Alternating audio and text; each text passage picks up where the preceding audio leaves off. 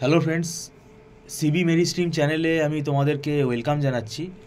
আমি তোমাদেরকে করতে চাই, দেখো ম্যাকআউট ইউনিভার্সিটির আন্ডারে যারা এমসিএ পড়ছো, যারা এবারে সেকেন্ড সেমেস্টারে উঠলে, সেকেন্ড সেমেস্টারের ক্লাস 2025 সালের আমাদের কিন্তু শুরু হয়ে গেল।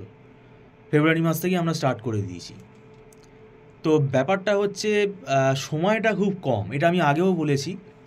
এবং সেকেন্ড সেমেস্টারে আমাদের কম্পালসারি সাবজেক্ট 4খানা আছে, আবার তো ইলেকটিভ আছেই।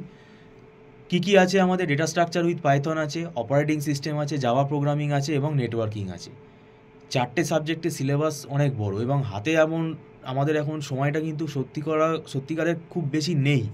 ফেব্রুয়ারি মাস তো অর্ধেক হয়েই যাচ্ছে, তা 3-3.5 মাস মতো দেখো টাইম আমরা পাচ্ছি। তো সেক্ষেত্রে আবার তোমাদের মে মাসে হয়তো দেখো জুন মাসে যদি পরীক্ষা হয়, প্রথম দিকে হবে কি না সেটা হয়তো নোটিশ দিলে আমরা জানতে পারবো। ইউনিভার্সিটি তোমাদের এই সিএ এক্সামগুলো চালু হয়ে যাবে মে মাসে। তো সেই জন্যই বলছি, এটা গতবারেও অসুবিধা হয়েছিল, মানে খুব কম সময় পাওয়া গিয়েছিল। তো সেই জন্য এটা হলে কি হবে, তোমরা শিখতে পারবে না, কেননা তোমরা তো একটা প্রাইভেট ইনস্টিটিউট থেকে তো পড়ছো, তো ইনভেস্টমেন্ট একটা ব্যাপার আছে এখানে। তো জিনিসটা যদি না শেখো তাহলে সেটা তো লস হয়ে গেল। আর এটা এমন না যে তোমার কাজে লাগবে না, ঠিক আছে, এগুলো কিন্তু কাজে লাগবে। হ্যাঁ, বলতে পারো অপারেটিং সিস্টেম, ভাই অপারেটিং সিস্টেমটা ভাই পাসটা করতে হবে। পাসটা করতে গেলে অপারেটিং সিস্টেম একটা অ্যালগোরিদিম বেস সাবজেক্ট। তো এই অ্যালগোরিদিমগুলো বুঝতে সময় লেগে যায়। তো সেই জন্যই বলছি। আর ডেটা স্ট্রাকচার একটা বিশাল, মানে ডেটা স্ট্রাকচারের সাথে অপারেটিং সিস্টেম, আবার জাভা, আবার নেটওয়ার্কিং একটা খুব জটিল বিষয়। এবং সেখানে কিন্তু বেশিরভাগ প্রোটোকলগুলোই কিন্তু এক একটা অ্যালগোরিদিমের ওপর দাঁড়িয়ে আছে। তো সেই জন্য কিন্তু মানে গতবারে খুবই অসুবিধা হয়েছিল, আমরা সময় খুবই কম পেয়েছিলাম। এই জন্য আমি বারবারে বলে আসছি যে সিলেবাসটা তোমরা দেখো। আমিও সিলেবাস নিয়ে তোমাদেরকে বারে বারে বলি, সিলেবাস সম্বন্ধে তোমাদেরকে ইনফর্ম করি, যাতে তোমরা সিলেবাসটা সম্বন্ধে একটা আউটলাইন তোমাদের তৈরি হয়। এবং আমরা এখানে যে পড়াই সেটা আমাদের একটা ফরম্যাট আছে। আমরা দীর্ঘদিন ধরে এখানে ম্যাকআউট ইউনিভার্সিটি পড়াচ্ছি। আমরা ওল্ড সিলেবাসও পড়িয়েছি, নিউ সিলেবাসও পড়াচ্ছি, এখন যে লেটেস্ট যে সিলেবাস। তো ব্যাপারটা হচ্ছে সেটা না, আমাদের এখানে আমরা যেই সাবজেক্টই পড়াই না কেন, আমাদের এখানে একটা বই তো ফলো করি না, আমরা এখানে মাল্টিপল বুকস ফলো করি। এবার এটা কি হয়, আমরা এখানে নোটস তৈরি করেছি।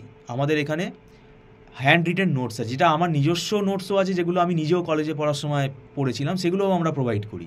তো ব্যাপারটা হচ্ছে, এটা কি হচ্ছে, স্টুডেন্টদেরকে বুঝতে সুবিধা হয় যাতে, কেন বইয়ের লেখা পড়ে তুমি চট করে বুঝতে পারবে না। তো সেটা কিন্তু এখানে সুবিধা হবে। এবং পরীক্ষার জন্য কীভাবে অ্যান্সারটাকে লিখবো সেগুলো কিন্তু এই নোটসটা পড়লেই তুমি বুঝতে পারবে। এবং তুমি যদি নোটস নিজে নিজে পড়ো, কিছু বুঝতে পারবে না। হ্যাঁ, যদি বুঝতে পারো সেটা খুব, যদি তুমি ব্রিলিয়ান্ট স্টুডেন্ট হও, তোমার যদি মেরিট ভালো থাকে, তাহলে তুমি বুঝতে পারবে। কিন্তু সবার পক্ষে তো এটা বোঝা সম্ভব না। তাই এর জন্য একটা গাইডেন্স দরকার। তোমরা কোনো না কোনো টিচার গাইডেন্স নাও, সেটা আমি বলবো, সেটা তোমাদেরই মানে উপকার হবে। আর যদি মনে হয় আমাদের ইনস্টিটিউটে তোমরা ক্লাস করতে চাও অনলাইনে, তাহলে তোমরা সেটা যোগাযোগ করতে পারো। কারণ এখানে আমাদের ফ্লেক্সিবিলিটি আছে, কারণ আমাদের এখানে মান্থলি ফিস সিস্টেমে ক্লাস হয়। এবং এই ক্লাসগুলো আমাদের অ্যাডভান্স পেমেন্ট করে, মান্থলি পেমেন্ট করে স্টুডেন্টরা ক্লাস করে, এবং এটা নট রিফান্ডেবল। আর ক্লাসগুলো যে হয়, এটা পুরো ছোটো ছোটো এখানে ব্যাচে হয়। তো এখানে বুঝতে কোনো অসুবিধা হবে না, এবং সরাসরি ফ্যাকাল্টির সাথে ইন্টারাকশানটা হয়, ডাউট ক্লিয়ারটা হয়।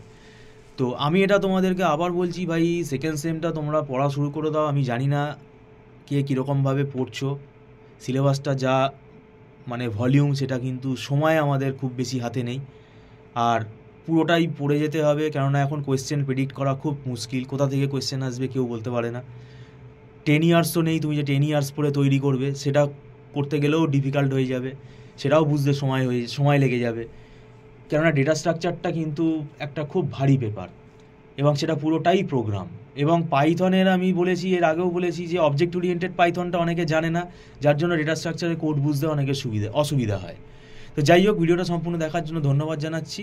Thank you so much.